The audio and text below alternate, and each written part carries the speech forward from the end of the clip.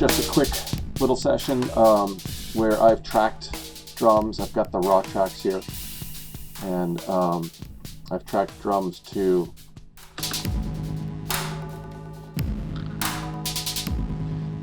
this track by Matt Heisler.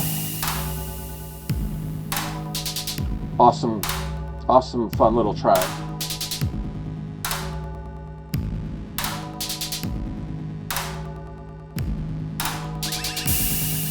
Don't need the metronome playing, but it's 140 beats per minute. And Matt sent me and the great Monk Dwayne this track because we're going to do a little bit of a collaboration. So I tracked drums. I'm going to mute out the actual track. I've already obviously played the drums. Here are all 9 tracks: 3, 4, 5, 6, 7, 8, 9. I've got 2 kicks. I've got the kick, what I call reso kick. In fact, let me start off with batter. I'm going to just solo it out. This is, when I say batter, it's a second mic, but it's on the batter side of the kick drum, and it's placed right next to the kick drum pedal. And by the way, a lot of these recording and mixing techniques I have to thank and shout out to the great Alan Evans, who influenced me a lot, taught me a lot in just a couple of quick sessions via Zoom online. And then I spent an afternoon at his studio at Iron Wax Studios here in Massachusetts. I learned a lot. It was great. I still want to revisit that. But a lot of the sounds I'm getting here live and mixing are because of him, in terms of plugins, mics, mic placement, that sort of thing. Anyway, the mic inside the kick drum, the set, all of it's behind me. Inside the kick drum is a Shure Beta 52, your standard but great sounding kick drum mic. The one on the batter side, on the opposite side of the drum next to my pedal, about 3 or 4 inches off the kick drum head, the batter head, which is a Remo coated Power Stroke 3. Sometimes I just have an Ambassador single ply coated back there. Depends on how dry or not dry I want the sound. Anyway, it's a Sterling ST55. That's what's facing the batter head next to the kick pedal, and this is the sound I get from that.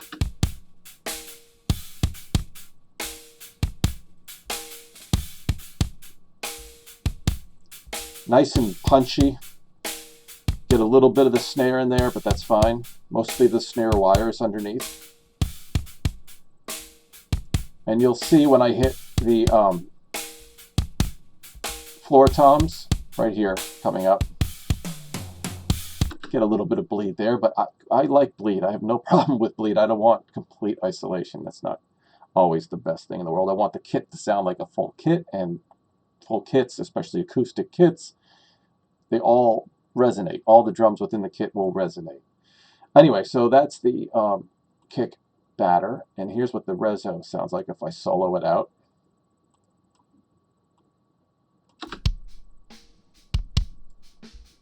So really nice low end, very punchy.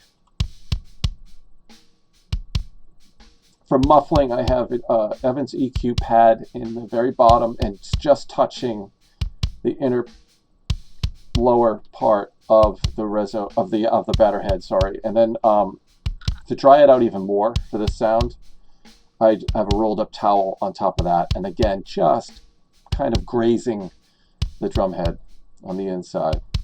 And I'll play around with that. I'll pull it off the head a little bit here and there, and alter the amount of material touching the head. So now with these two selected or soloed out, you can hear what a combination of both kick drum mics, the sound that they're producing. This is raw, no compression, no EQ, nothing, just exactly how it was recorded. So the one great thing about Alan Evans is the one big piece of advice he had that I've it's become kind of a religion for me, is how you always want to get the right sound, the best possible sound before you hit record. And I think that's probably the greatest piece of advice anyone could ever give you if you're a drummer recording or any musician playing any kind of instrument. Get a good sound first, then hit record. And I've always been very particular, if not anal, about acoustic drum sounds. I'll spend a couple hours tuning a drum and enjoy every second of it. So finding that right sound, experimenting with heads, muffling, no muffling, whatever the sound may be. In fact, just the other night, I was trying 3 different heads on a 70s Slingerland chrome over brass snare because I just wasn't happy with the sounds I was getting. And anyway, the only thing I'm doing live when tracking is making sure, sound checking, I'm getting a -14 to -18 decibel level on all the instruments, somewhere in that range, just for gain staging reasons and not being too hot. Anyway, so that's all I'm doing. I'm just using a sort of a level meter. I'm tracking behind me on a different computer, an old 2015 MacBook Pro running the artist version of Presonus Studio One. And that's all that computer does for the last couple of years. It's living out its heyday and golden years, however long it lasts for the rest of its life, recording drums. That's pretty much it. And from there, all the recorded WAV files of the different tracks get uploaded to Google Drive, and then I download them on this machine here. And this is just a Windows 10 64-bit machine running the Pro version of Presonus Studio One. So that's what we're doing. And I'm basically going to just show you how I mix and how little mixing I do to get the sound I get from my drums. Anyway, and speaking of the drums, that I'm recording a lot lately on a Love Custom Drums drum set, maple, with amazing ply shells. They sound a lot warmer than most because the plies were orientated in a way where the grain alternates direction, which improves strength, but also gives it nice, deep, warm tones. And the snare is also a Love Custom Drums snare that's stainless steel, hand rolled, and has laser cut beds and hand filed bearing edges. And I'm a lucky guy to be able to play that kit. So yeah, it's a great drum set to record with and play live with. I played live with it last summer, and I'm in a rather loud band, and it cut through really, really well. Very, very happy with that purchase. Thank you again, Joey. Anyway, and by the way, Buddy Love, shout out to him for building a fine instrument. All right, that said, let's continue. All right, so why don't I just play everything all at once so you can hear what it just sounds like dry.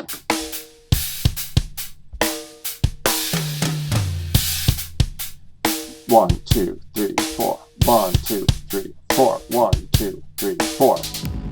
The reason why I played the beat the way I played it is because Matt sent me his track, which Matt's a drummer. He played a great beat that I didn't want to step on. I didn't want to play it as straight ahead as he did and just be stepping on every single one of his notes. So I tried to play notes that were offset from his. 3, 4, 1, 2, 3, 4, 1, 2, 3, 4.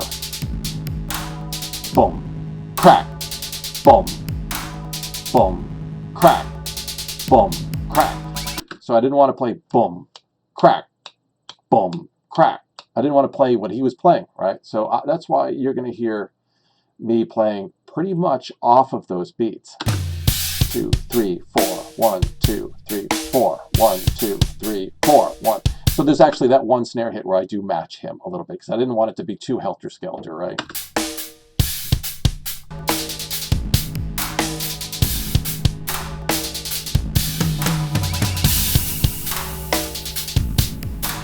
So I just wanted to compliment him, and I think that's sort of goes a little bit beyond playing drums and becomes a little bit more musical. And that's what I tried to do. So hopefully he'll like it. He hasn't heard this yet.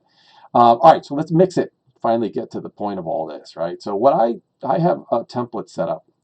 I have kicks, my both kick tracks bust to a kick bus, snares. I have 2 snares. I'm miking the batter head, Shure 57s on the top and the bottom. I'm catching both. The snare wires underneath, the batter head on top, those are being bussed to a snare bus, as you see down here. And just making sure my camera is not in the way of anything. And if it does get in the way of anything, I'll move it.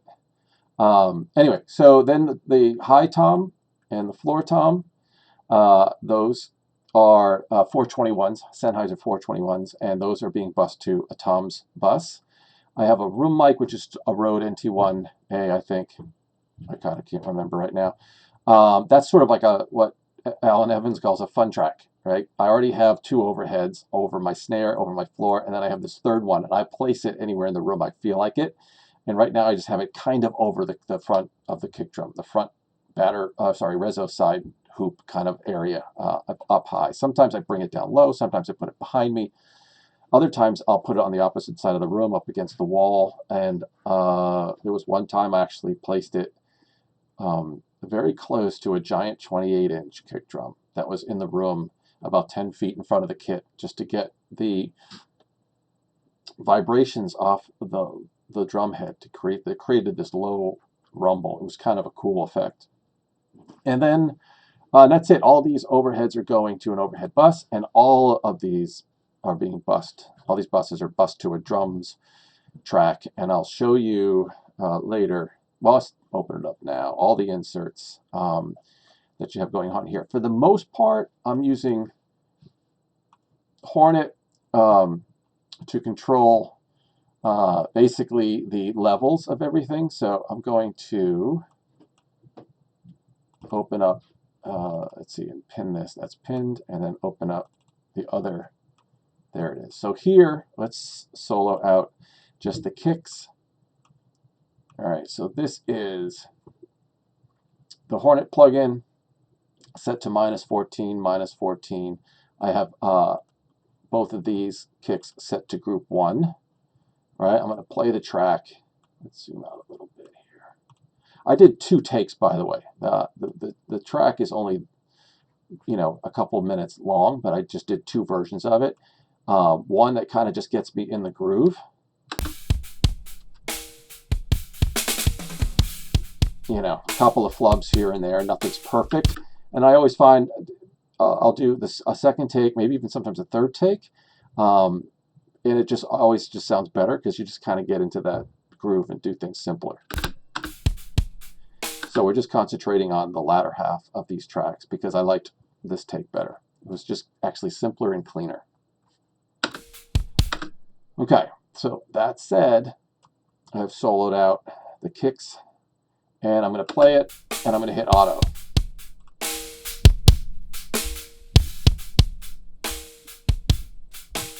And that's done. Close these out. That's adjusting basically the levels of those kicks. Now the next plugin is Auto Align. I'm going to open up that one. Let's pin it and open up the next one for the other kick mic on the reso side. And from here, assigning this to send 1 and receive 1, which is automatically set to. In a tutorial, I learned you should raise these up to the highest peak or a little bit above that. So I do, but I know like some other people don't, and it doesn't seem to matter. I don't know what the purpose of it is, but this is how I use it. And then you just hit detect and let it run its course. So what it's doing is it's detecting delay and polarity, and hit detect here on the other mic. And the next thing I do is reverse the polarity and try to listen for a difference.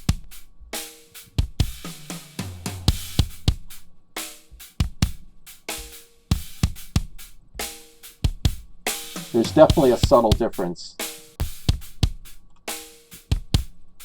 Usually I reverse it. I usually need to because it sounds a little bit better. That sounds a little thinner, right? So let's reverse it.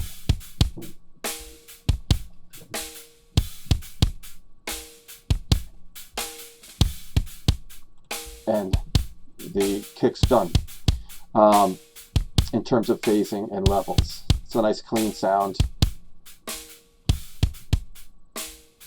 I'm not peaking that much, but we can adjust that later.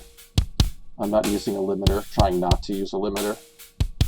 Sometimes I will if I want a crunchy, distorted sound, and then I'll, on purpose, use a limiter. The next thing is,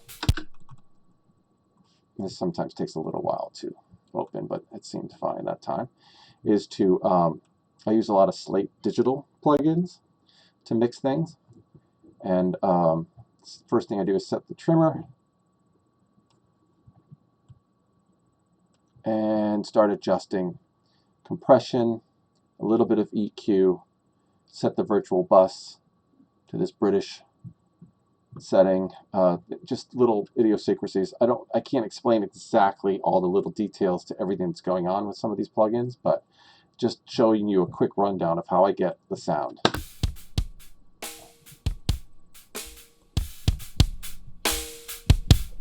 Very punchy. So usually about plus 12 here on the trimmer. This vintage preamp plugin.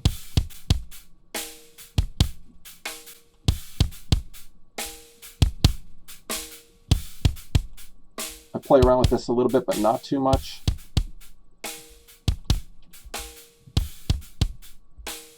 This is where I'll adjust levels. So you can see I'm not peaking out here, so maybe I'll bring it up a little bit because I like a lot of punchy kick. See right there, it starts to peak out. Yep, bring that back down a little bit.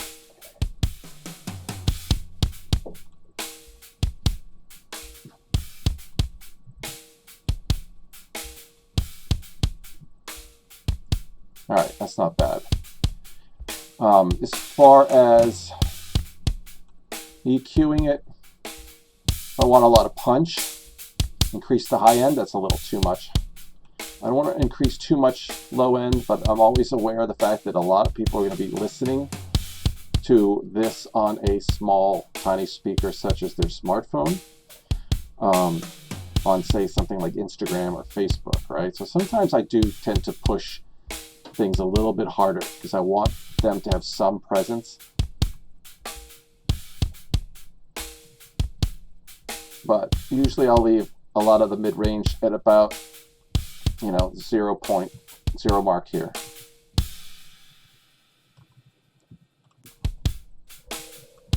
Just setting my loop in and out a little bit tighter. So that's a lot of low end right there. So let's bring that back. And as far as compression goes, try not to do too much. Sometimes I'll even toggle it on and off just to see what the difference is. But I don't want it to sound overly compressed. I want this particular track to have a big sound to it. Like a, I don't know, power station kind of sound, right?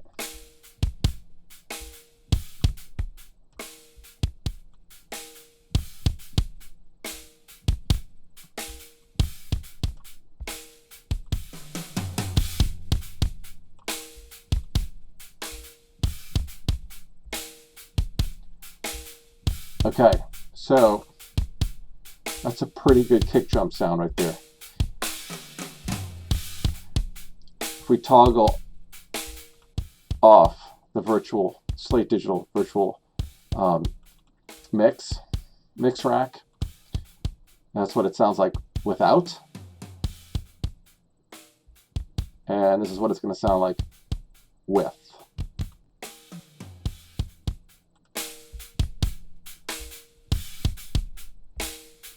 Okay. All right, let's do snare. Again, launch the Hornet VU Meter MK4 plugin. They're set to -14 as the maximum. I'm going to assign them to the same group and then just hit auto. Done. Close those out. Let's auto align them.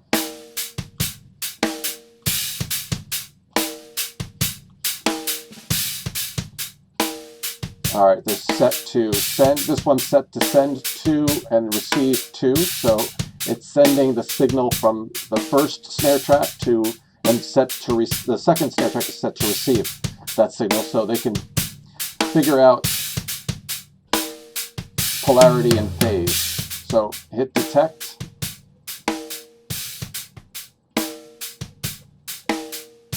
Detect.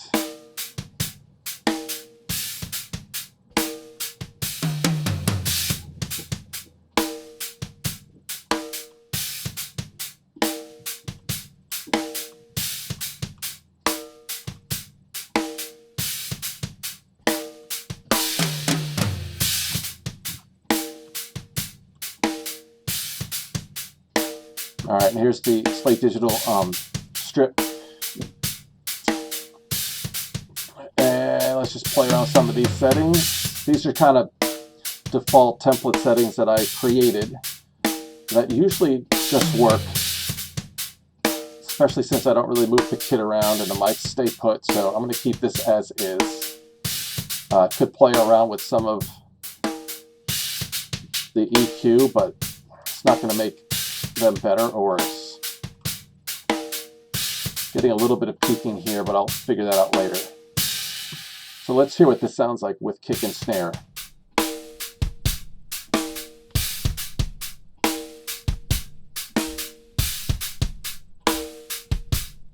Pretty cool. All right, so then let's do the toms. So what's going to help is if we go to a section that I'm actually playing the toms in and just loop that.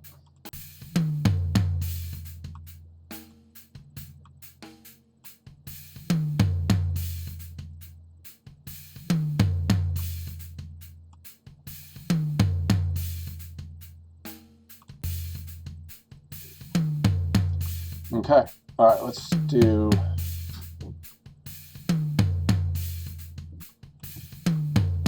some Hornet VU metering. Let's assign these toms to group 3, hit auto.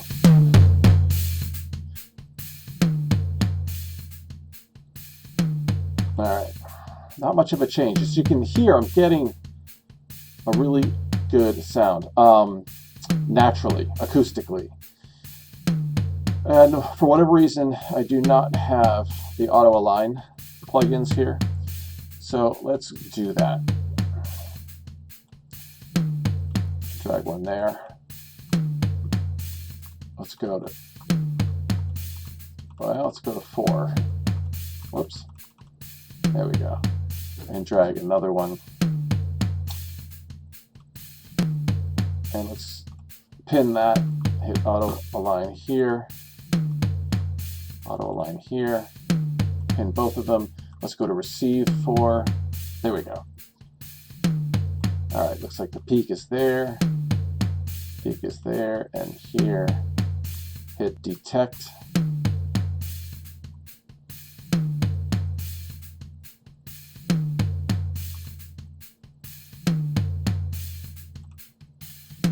Try reversing the polarities. I don't think it's going to make much of a difference. And fine as is. You might be able to hear, if you have stereo speakers or headphones, that I have the high tom panned hard left and the floor tom panned hard right.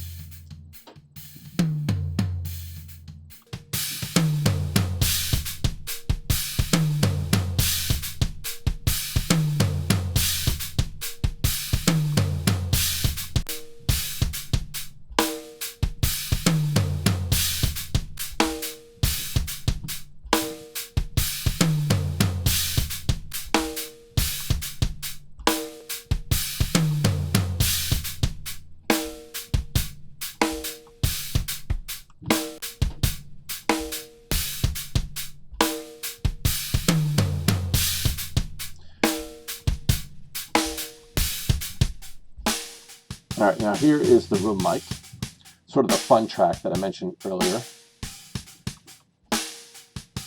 Let's put this at group 5. Doesn't even actually need to be in a group, but could be in a group on its own or in no group. Picking up a lot of snare buzz, which is interesting because it's high above the kit. Wow. It's kind of cool though.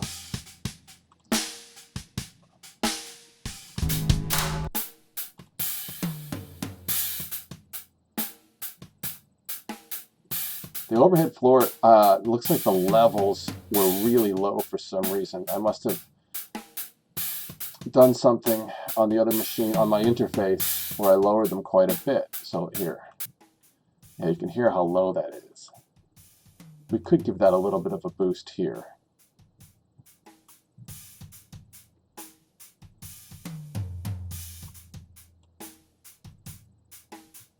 And I can just, next time I record, I'm just going to double check that input level because that is a little too far. Or I had the input level meter set really, really low.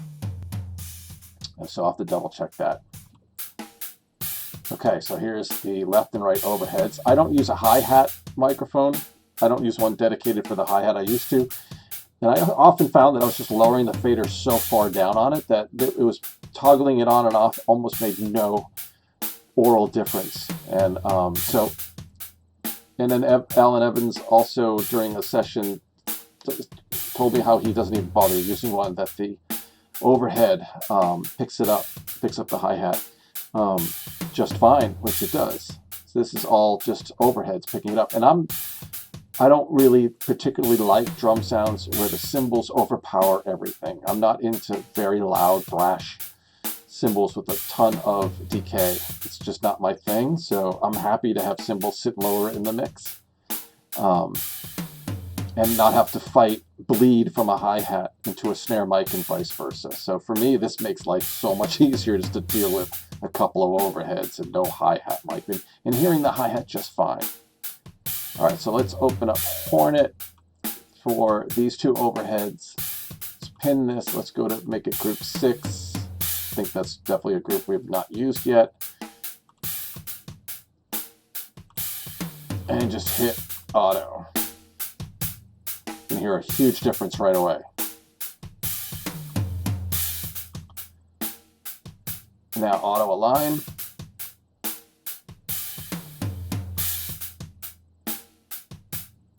These are set to 3, so I'm going to leave it at that.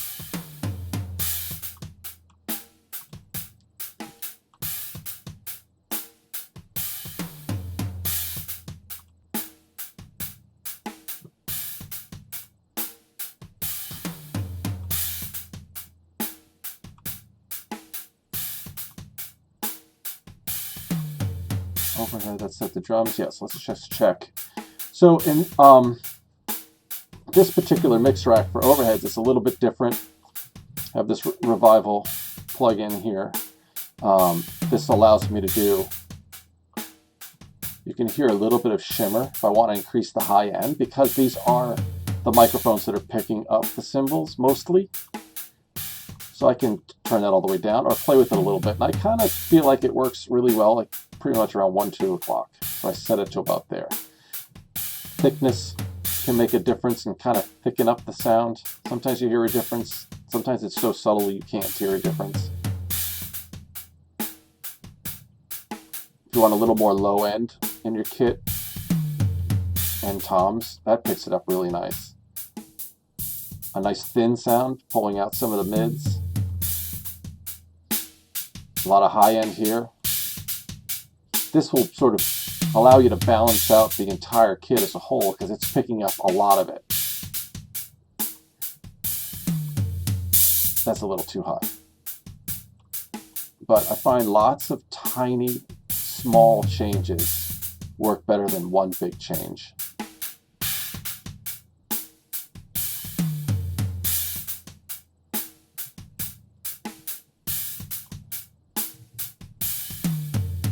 Okay.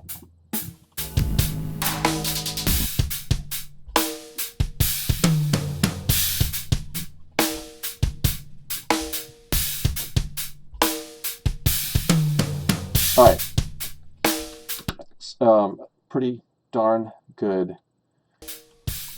And that's pretty much it in terms of just mixing and getting a pretty solid drum sound. So now what I'm going to do is kind of mix it, even though I think Matt's going to do the final mix to everything, I want to hear what it sounds like over the actual music.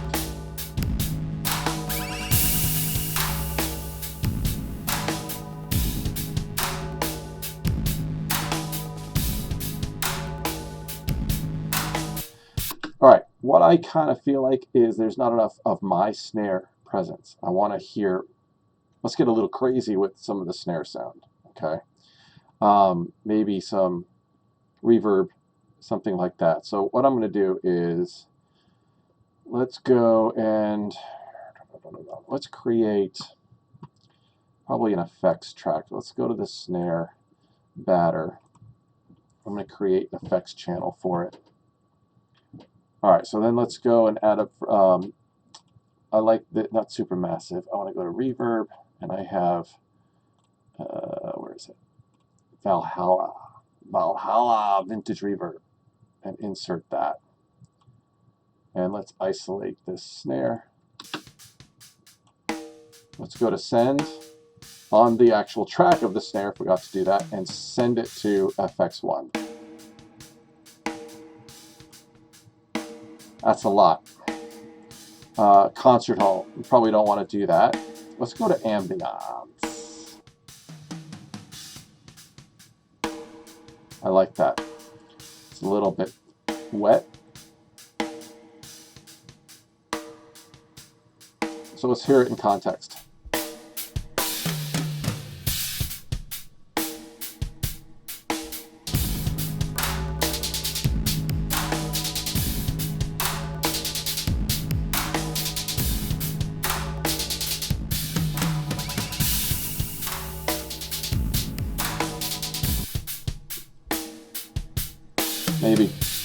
Maybe still a little wet.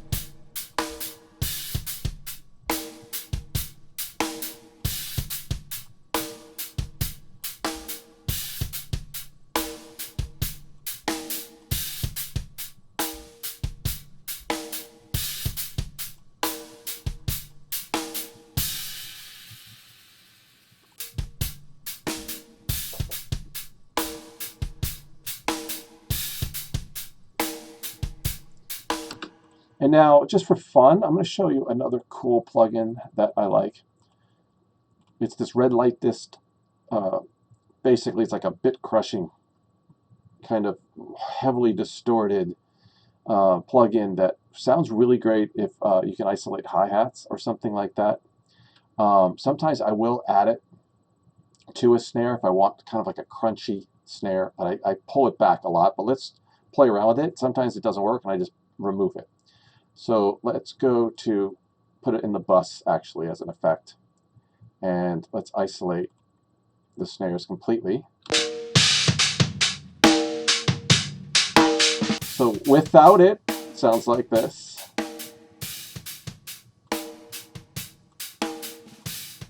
And with it,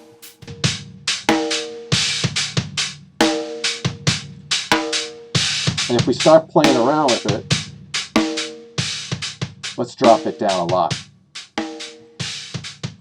Sometimes I just bring it onto one stage, bring down the mix a little bit, and then start to dial it back in and play with the lows and the highs.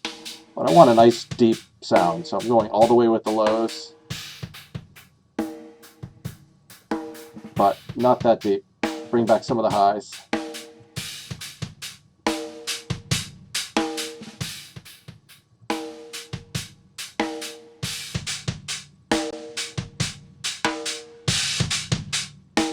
Let's listen to it in context.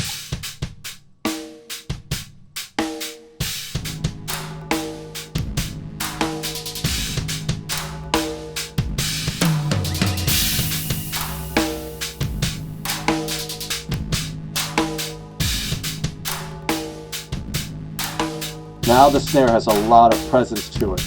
Sounds good in the mix with the actual original track, which has a lot of cool kind of industrial textures going on.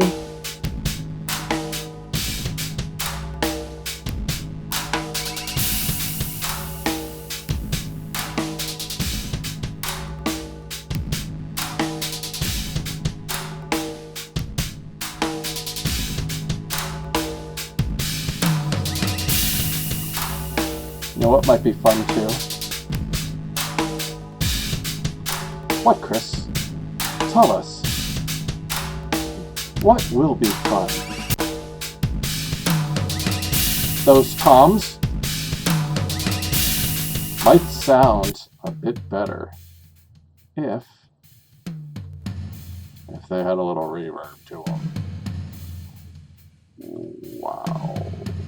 I don't know, something about that I like. Maybe too much. Pull it back here a little bit. Not altering the actual plugin because that would affect the snare. You can adjust the amount here right on the bus track.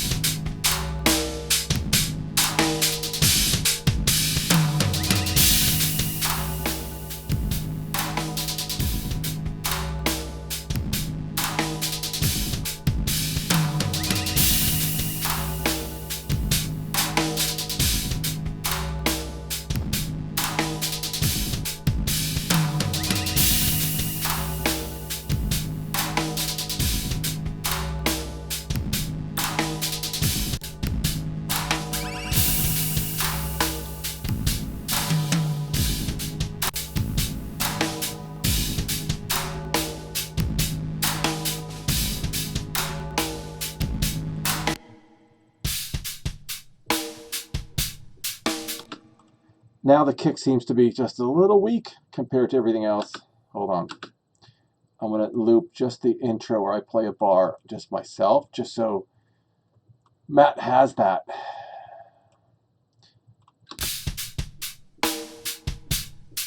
It's kind of big.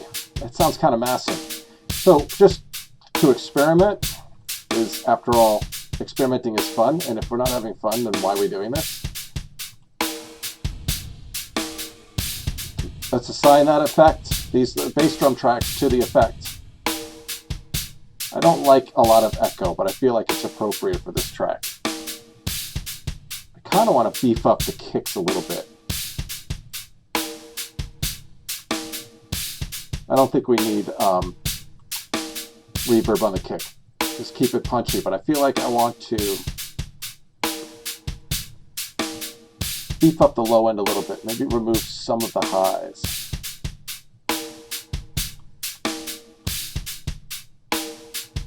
Actually, while we're here, I'll show you another cool plugin that I sometimes go to. It's called the Monster, and it's called the Monster for a reason, so let's drop it out here.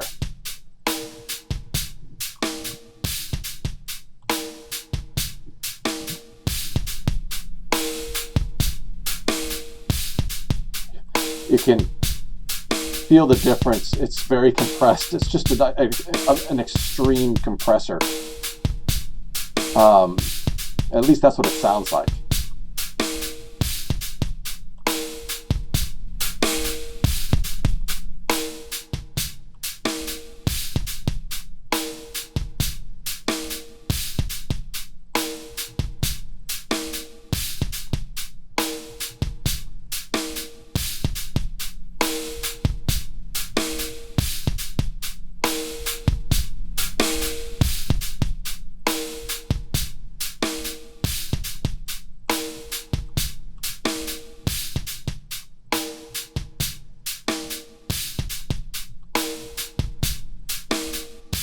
And I toggle it on and off just to hear what difference there is, if any.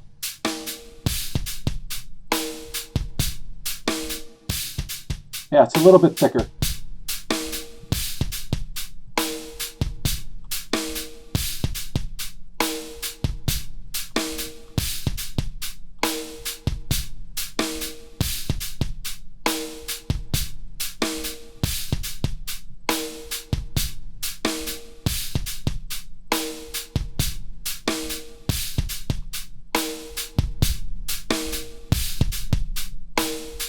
Here we go.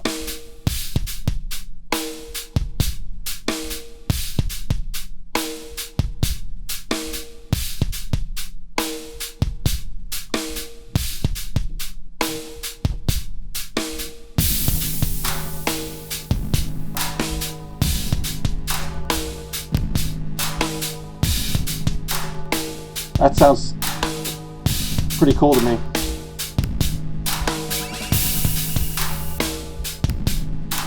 You can see how I basically mixed drums to a track inside of Presonus Studio One, and pretty straightforward.